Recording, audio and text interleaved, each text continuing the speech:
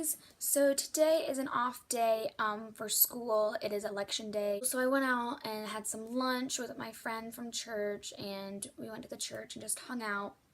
And then I'm home now and I'm about to go to work, but I really want to film this video today because it is something that has been going on in my heart very recently, and something that the Lord has really been talking to me and showing me throughout these past couple of weeks, and something that I just need to get out to you guys. And I can touch a lot on it, on different subjects about this, but today I want to put this out, and it's how to be content being single. Now, I am someone that has never been content being single. I always felt like I needed someone. I always felt like I needed a boy to tell me that I'm pretty, or a boy to tell me that I'm beautiful. And this world makes you feel, defected or not normal or useless if you don't have a boyfriend. And the Lord has just been speaking to me and showing me that that's not true. And one thing that I want to tell you guys, if you're in a season of singleness, stay in that season until God moves. Not you move, until God moves. And that is something that has been so hard for me to comprehend, because I always want to go my own way. I always want to make things happen, but I've realized that me making things happen will not end up in a good situation. And if something is meant to be, then there will be nothing that can come in between you and that person.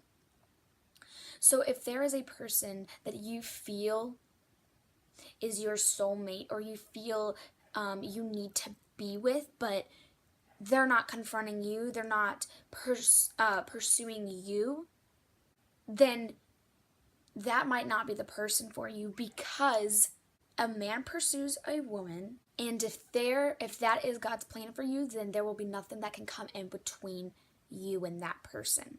Because God's ways are right, and they're true, and they're perfect. And when you meet a husband or a wife, you will not be able to break that bond, because you are one person. So no matter if you are married or not, and you know that that person is going to be your husband or wife, there will be no way that anyone can come in between you two. If it is from the Lord, only if it is from the Lord. And God has hidden you on a purpose. But it's hard because the enemy will make you feel like you are defected. And this is a time of singleness. But just because you're single does not mean that you are available and free, because you need to know how to be happy and how to be content being single before you can even be in a relationship. And that is something that I have struggled with, because I never have known how to be content without being in a relationship, because I always felt like I needed that physical person there for me, that physical love. But it's always ended up in heartbreak or disaster, and obviously that wasn't from the Lord. Now, during challenging times, it is so important to not worry about how you will survive, about this is never going to happen to me, because it's not your timing, it's the Lord's timing, and you need to know that. You cannot depend on your own timing. You cannot depend on your own heart. You need to lean into God. Because I'm telling you, there are so many people that are in relationships without the Lord that will break them, and it will hurt because it's not from Him. And the more you fall in love with God, the less you will fear and worry and doubt, because perfect love is the antidote. God's love is perfect. I love this. It says, you cannot be happy being married or in a relationship if you aren't happy with being alone with God. No earthly relationship can compare to a relationship with Jesus. Not even a mom, a dad relationship, a brother, sister, a friendship, a husband, a wife. None of it can compare to the love that God has for you, because God's love is perfect and eternal, and your heart is fragile, but the Lord won't break it.